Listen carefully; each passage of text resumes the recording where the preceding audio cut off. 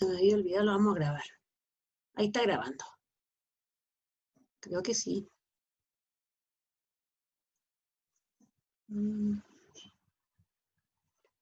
Record. Parece que está grabando. Creo que sí. Sí, profe. Sí. Ya, entonces les decía que tenemos un emisor que es el que va a ser capaz de emitir la información. Por eso ahí sale con un megáfono. Después tenemos el receptor que lo recibe, el contexto en el cual se va a desarrollar la comunicación. Por otro lado tenemos un código, ¿no es cierto?, que es escrito o hablado, o también, o sea, tiene que ver con el lenguaje en sí, el mensaje, que es lo que yo quiero comunicar, y un canal a través del cual yo voy a emitir esa información. Aquí tenemos un ejercicio, ¿no es cierto? Dice, Ricardo le declaró su amor a Lorena el día lunes 20 de mayo en la sala de clase. ¿Cuál sería el emisor ahí? Ricardo. Ricardo. ¿Receptor? Lorena. Lorena. ¿El contexto? La sala de clases. Muy bien. ¿Mensaje? La declaración de amor. ¿Ya? ¿Y el código?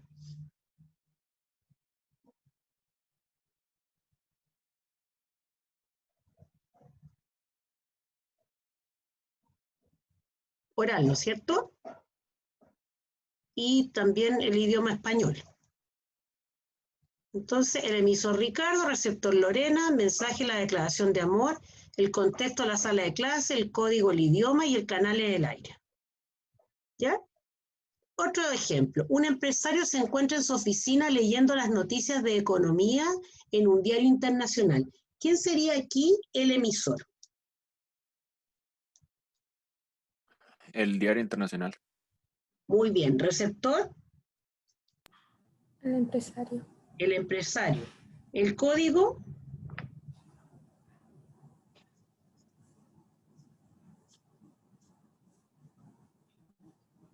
Escrito. Escrito. ¿ya? Escritura.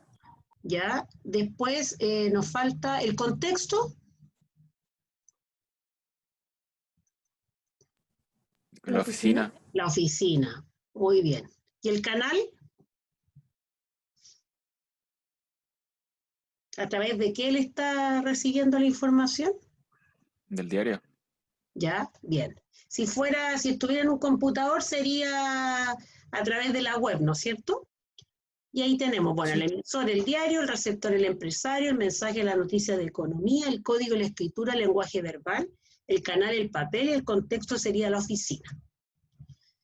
Después tenemos los tipos de comunicación. Tenemos una comunicación verbal, que es la que utiliza el lenguaje escrito oral. Tenemos la no verbal y la paraverbal. La no verbal trabaja, ¿no es cierto?, con lo kinésico, que esos son los movimientos faciales y corporales, ¿no es cierto? Lo proxémico, que va a ser la distancia que se establece, el uso del espacio que nosotros tenemos para comunicarnos, que ahora con la situación de pandemia, ¿no es cierto?, tenemos que el espacio es como un metro y medio, ¿no es cierto? Después, lo icónico son las representaciones gráficas, ¿ya? Por ejemplo, el signo pare, ¿no es cierto? A lo mejor en una sala de clase vamos a tener el signo, ¿no es cierto?, de no fumar. Esas serían las representaciones gráficas. Después tenemos las señales que son acuerdos sociales. Y si recordamos los acuerdos sociales, sería, por ejemplo, estar de blanco cuando uno se va a casar, ¿ya? El anillo en la mano, ¿no es cierto?, cuando se casan, tiene que estar en la mano izquierda. En el caso de bautizo, ¿no es cierto?, que la guaguita tiene que estar de blanco. O sea, son como una serie de acuerdos que la sociedad ha tomado y que se van repitiendo a lo largo del tiempo. Ahora, lo bueno es que esos acuerdos igual ahora han cambiado, porque antiguamente era impensado, por ejemplo, que un varón usara una polera rosada, por ejemplo, ¿ya? Porque, o cuando nacían las guaguitas, era el ajuar de las guaguitas, ¿no es cierto? Las mamás esperaban, si era niñita, rosado, y si era niñito, celeste o amarillo. ¿ya? Mi mamá me contaba que cuando ella, porque en los tiempos que yo nací, no es como ahora, y ustedes también deben haber, seguramente a ustedes los vieron por una ecografía, a mí no. Entonces, mi mamá me contaba de que le ponía como una especie de embudo en la guata. Entonces era como para escuchar si la guaguita estaba moviéndose o no, pues no la podían ver. Entonces mi mamá en ese tiempo no sabía si yo era niño o niña. Ella me soñaba con que yo era niño. Entonces, para no equivocarse, me compró solo, yo tenía ropa blanca y celeste, porque mi mamá pensó que yo era niño. Ahora no, porque las mamás pueden saber el sexo. En cambio, en mi tiempo no. Entonces mi mamá compró blanco y celeste. Y yo fui niña, entonces tenía el Moisés celeste, como que todo celeste con blanco. Ahora menos mal que ahora eso da lo mismo. Eso ha ido cambiando esa. Pero esos son acuerdos sociales. Después, por ejemplo, darse la mano cuando uno se saluda, que ahora no podemos, hay que saludarse con el codo. ¿Sí? Esos son como acuerdos sociales. Después tenemos los lenguajes gráficos, que sería en este caso los jeroglíficos, pero también, por ejemplo, los grafitis que se ponen en las paredes, ¿no es cierto? También sería como una especie de jeroglífico. ¿Se fijan? Porque eso también nos transmiten información. Entonces, ese es como los jeroglíficos modernos, digo yo. Y después tenemos las melodías que van a crear ambientes, ¿ya? Por ejemplo, las melodías de película. Cuando entra, por ejemplo, Lord Vader, que le ponen una música que es como especial, o de repente en las películas de ficción, o de repente cuando entra el malulo, ¿no es cierto?, de la película, y le ponen una música que está representando que esta persona es mala. ¿Ya? O, por ejemplo, cuando uno va a cenar a algún restaurante, que no le ponen rock de fondo, sino que le van a poner música más suave, ¿no es cierto? Entonces, para que uno pueda almorzar o comer tranquilo, ¿ya? Después tenemos la comunicación de tipo paraverbal. Y esta paraverbal tiene que ver con el volumen, el ritmo, la entonación, las repeticiones, los enlaces, las pautas, los énfasis. Y esta comunicación paraverbal va a mejorar la comunicación verbal. En lo escrito, ¿quién me podría mencionar estos aspectos, cómo se pueden traducir a lo escrito? Por ejemplo, la entonación, las repeticiones, cómo en lo escrito, cómo yo puedo manifestarlos. Con signos de interrogación y exclamación. Muy bien, los signos, ¿no es cierto? Cuando habla de pausas. Puntos suspensivos. Claro, muy bien. O los punto aparte, punto final. ¿Ya? Y eso, recuerden que la comunicación paraverbal siempre mejora la función, la otra comunicación, la oral y escrita. ¿Sí? Seguimos. ¿Va? Avanza. Ahí sí. Aquí tengo varios ejercicios. Después está si no me equivoco, sí, ya lo subí a plataforma, así que lo pueden. Pero vamos a hacer dos. Dice, una amiga te escribe una carta. ¿Qué tipo de comunicación tendríamos en esa frase? ¿Verbal, paraverbal o no verbal?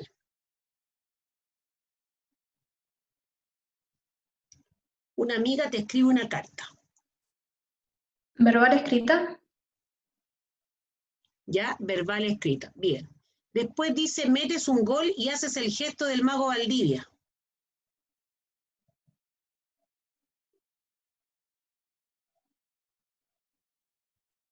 ¿No verbal kinésico? Muy bien. Verbal kinésico. Excelente. Después tenemos ahí una situación, dice la siguiente situación comunicativa, señala los elementos verbales, no verbales y paraverbales. En la primera, ¿qué elementos encontraría ahí? ¿O qué tipo de comunicación encontraría ahí?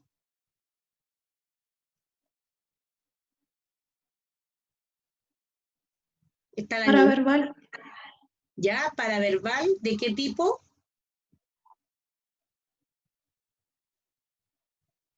¿O por qué es paraverbal? Por los símbolos de exclamación que está cuando grita. Ya, pero estamos viendo la primera. La Z sería la primera, ¿no es Ah, la cierto? primera. La primera, claro. ¿Y qué otro tipo de comunicación habría ahí? No verbal por el dibujo, ¿no? Claro, Que representa a la niña. claro, la niñita y la niñita además que está con la cabecita hacia adelante y que está demostrando que está durmiendo, o sea, sería de tipo kinésico, ¿no es cierto? Después, la segunda dice, estoy despierta.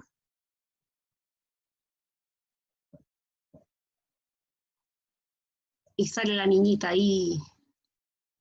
¿Qué tipo de comunicación tendríamos ahí?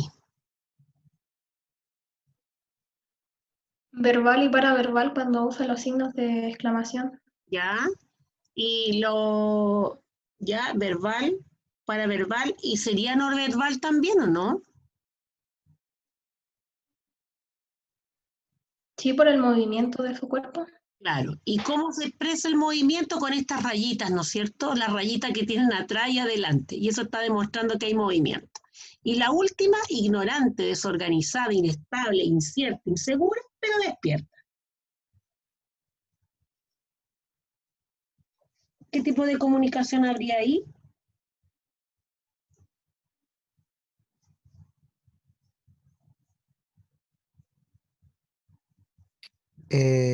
También verbal y paraverbal, porque también tiene símbolos de exclamación a los bordes. ¿Y sería verbal también o no?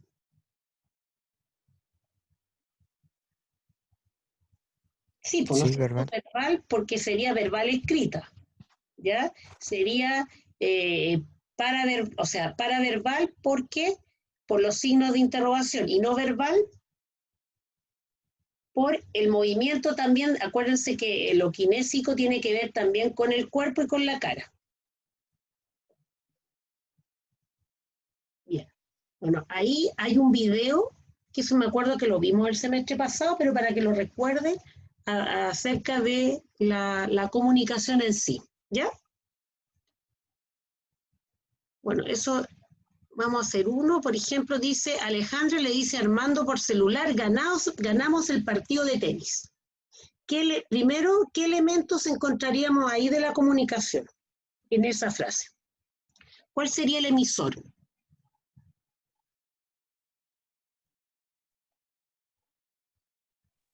Alejandra, Alejandra. Receptor, Armando, Armando. El mensaje, ganaron el partido de tenis. muy bien. El contexto,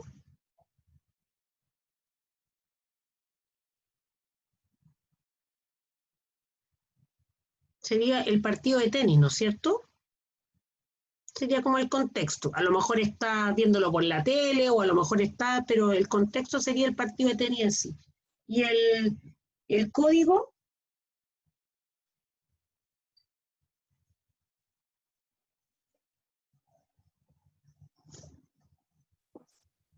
Oral puede ser. oral, oral, muy bien.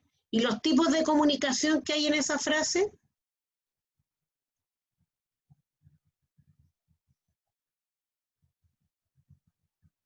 Sería, ¿no es cierto?, verbal, no verbal. ¿Habría algo de no verbal ahí?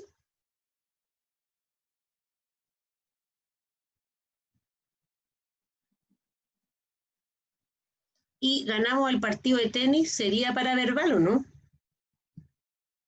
Sí, Sí, porque está para usando la exclamación. la exclamación. Bien, excelente.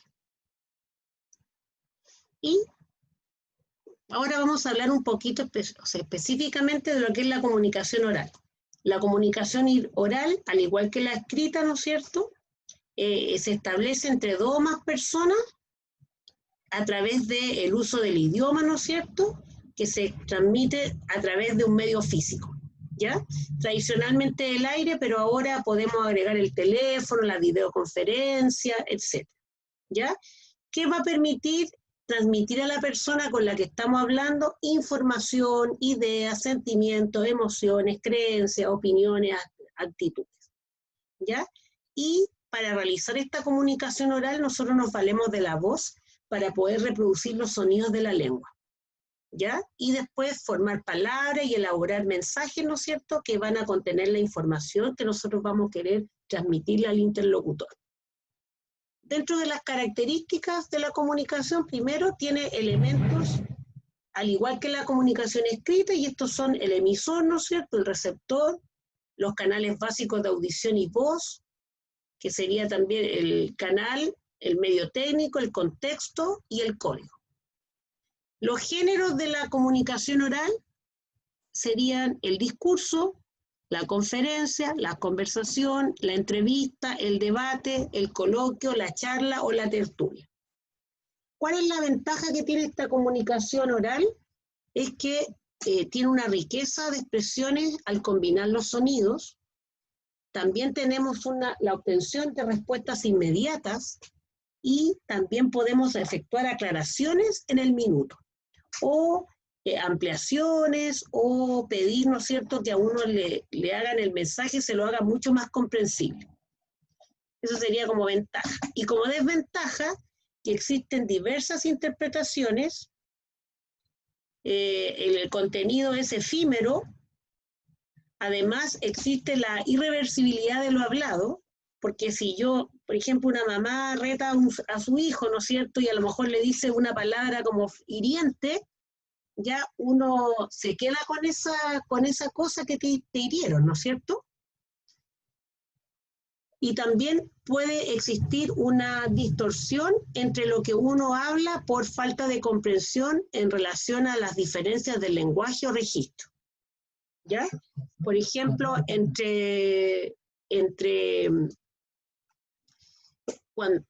ahora en Chile ha llegado mucho extranjero, ¿no es cierto?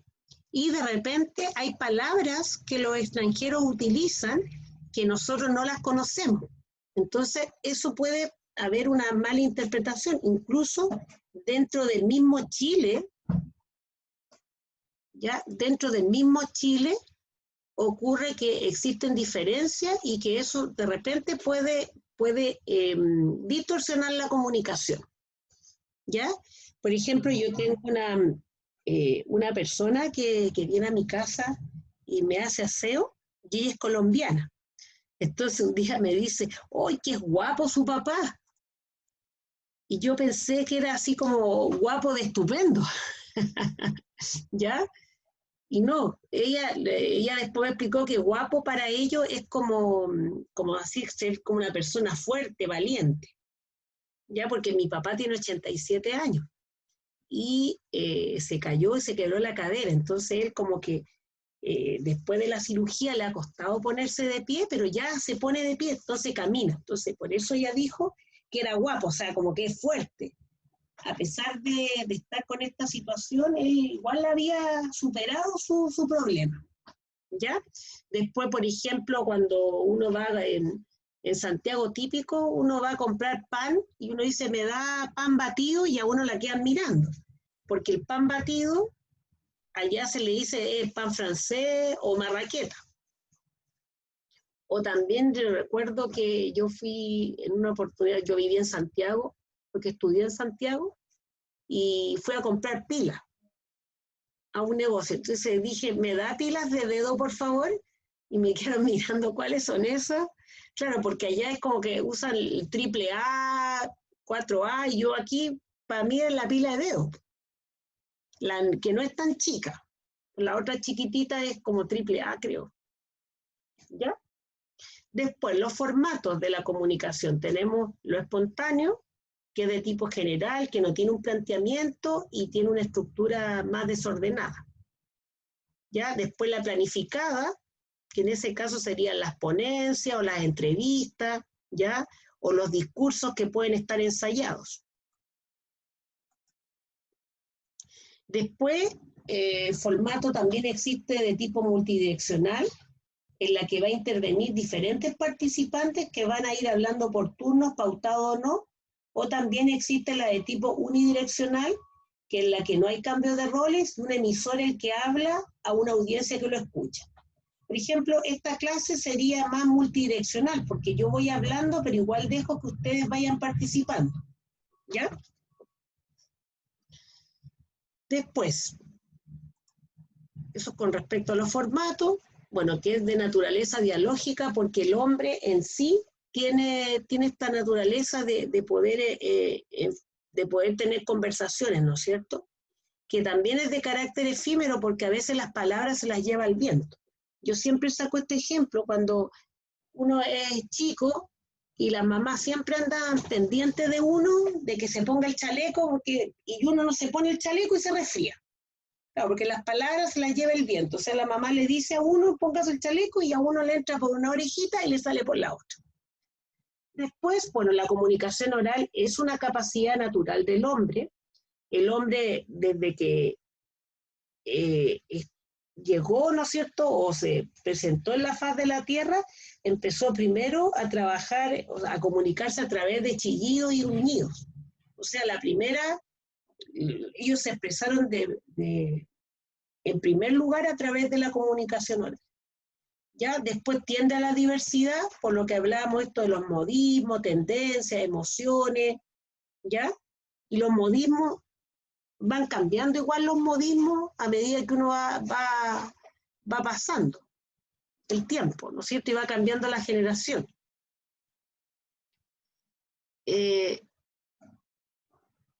Esto me viene a la memoria que yo tengo un sobrinito de 5 años y un día estaba jugando con él, a él le encanta jugar conmigo y estábamos jugando y de repente él le dieron ganas de ir al baño, entonces me miró y me dijo, Coto, Coto, y yo lo quedé mirando porque yo pensé, ¿de dónde aprendió esa palabra, Coto? Porque esa palabra la usaba yo, me acuerdo, cuando jugaba yo a la escondida y uno quería no seguir jugando por alguna cosa, descansar, uno decía Coto. Entonces yo lo quedé mirando y cómo aprendió eso, claro, porque a veces también estos modismos también van pasando de generación en generación, ¿ya? Después permite la duda y la rectificación, es bidireccional, como lo dijimos. Emplea el lenguaje corporal y proxémico, tiende a la improvisación, se asocia a contextos informales y utiliza el aire como vehículo de transmisión. ¿Sí?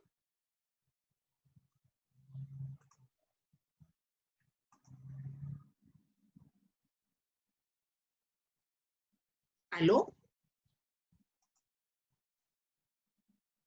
Sí, profe, se escucha. Ah, ya. Dije yo, a lo mejor se fueron los... Ahora vamos a trabajar y quiero que piensen así unos segunditos y me digan qué características debería de tener ya un comunicador efectivo, un buen comunicador. ¿Qué características creen ustedes que debería de tener ese comunicador?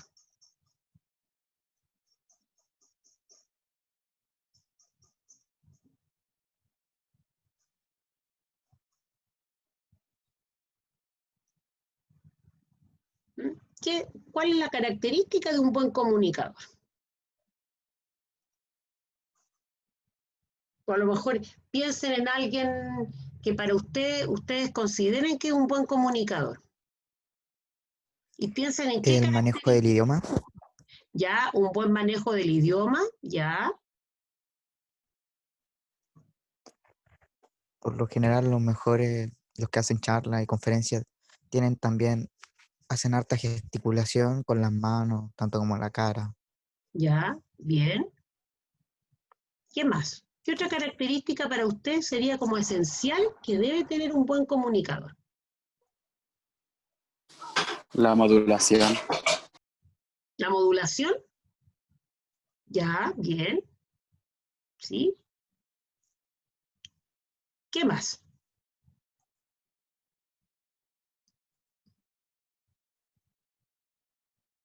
El lenguaje claro, profe, ¿o no? Ya, un lenguaje claro. Y para eso, ¿no es cierto?, es importante que conozca la audiencia, por ejemplo. ¿Sí? Porque no es lo mismo hacer, por ejemplo, una clase para niños de primero básico, hacer clase a unos niños de cuarto medio, por ejemplo. ¿Sí? ¿Qué otra característica debería tener un buen comunicador? La argumentación, ¿o no? Ya, tener una buena argumentación. ¿Sí? ¿Algo más? Cercanía con la audiencia. Cercanía con la audiencia, claro. O sea, empatía, ¿no es cierto? Excelente. ¿Qué otra cosa? Creatividad. Ya, creatividad. Sí, porque tiene que, ¿no es cierto? Para poder motivar a la audiencia tiene que ser creativo. Ya, de repente hay, bueno, en la comunicación yo sé que hay mucha gente que no le gusta, por ejemplo, Don Francisco. Ya, pero si nosotros analizamos cómo es, él es un comunicador que logra, en el caso cuando ocurre la Teletón, él logra que todas las personas nos sintamos como apenados por la situación y que tengamos que ir al banco, ¿no es cierto? Y eso es porque él tiene, o sea, un buen comunicador, tiene labia, logra convencer. Yo sé que hay mucha gente que no le gusta, pero él logra cosas, ¿sí? ¿Alguna otra característica?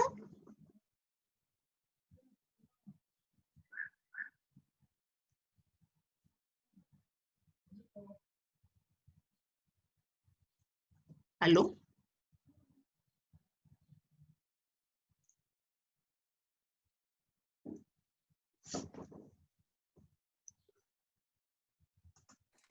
Profe, yo diría que puede ser la confianza o la seguridad. ¿Ya? O sea, confianza en sí mismo, dices tú. Sí, como confianza en lo que sabe y en lo que tiene que comunicar. Ya, bien. ¿Algo más? La naturalidad, ¿o no, profe? También sirve. Claro, sí, excelente. Que sea natural, ¿no es cierto? Y eso también va de la mano con la seguridad. O sea, si yo estoy segura de lo que yo sé, entonces voy a ser natural, no me va a costar, ¿no es cierto? ¿Ya? Yo ahora les voy a presentar un decálogo para una comunicación. Nos quedan 5 minutos. Si se corta, volvemos a ingresar a la sala. ¿Les parece? En el mismo link. ¿Ya? Sí, profesor. Ya. Entonces, dice aquí, les voy a presentar un decálogo para una comunicación segura y eficaz. ¿Ya? Este es un decálogo que se hizo, es de un hospital. ¿Ya? Dice Hospital Gorús, ¿ya? Y aquí es como un instructivo, ¿ya?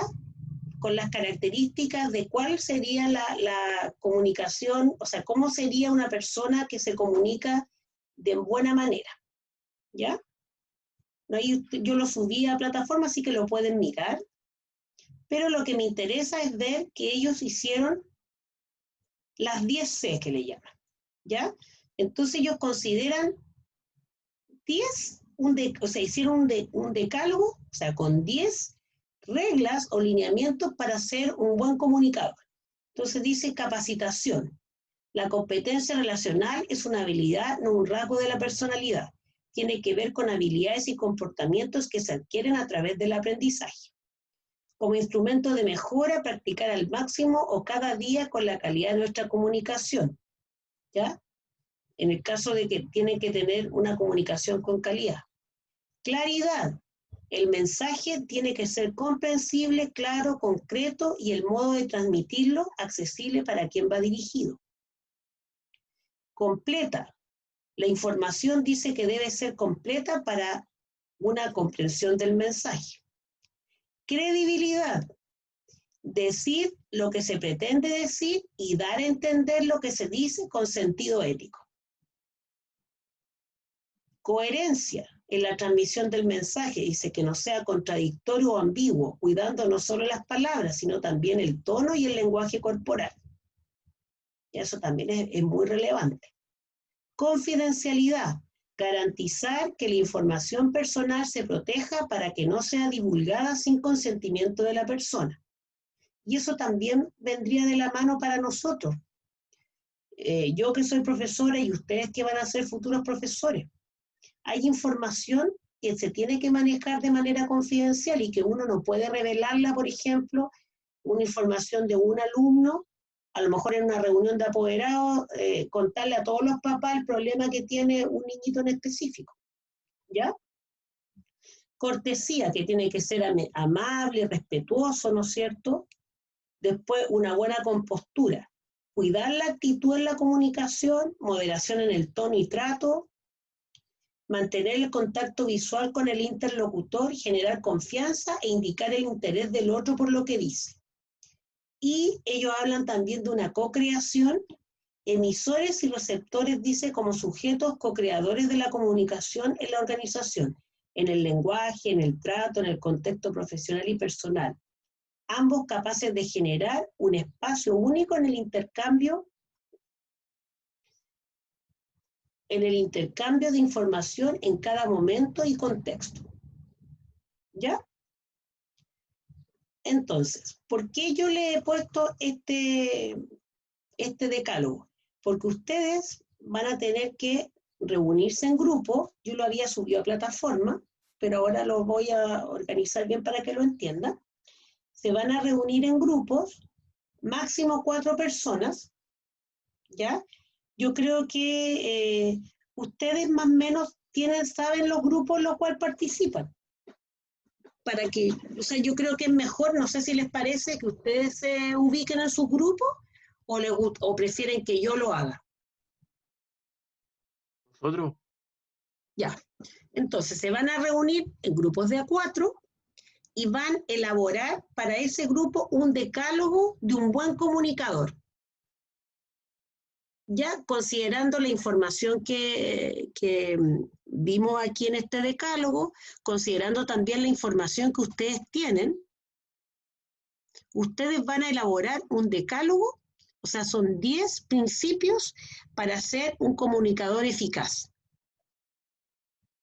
Y la idea es que esos principios ustedes los puedan vivenciar a medida, a lo largo, ¿no es cierto?, que van trabajando y van estudiando, se van preparando para ser profesores. Entonces, se va a cortar, entonces nos volvemos a conectar aquí mismo, ¿les parece?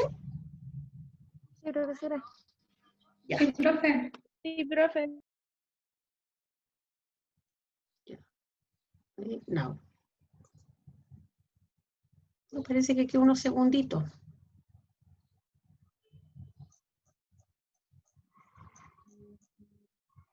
Ya, entonces se corta y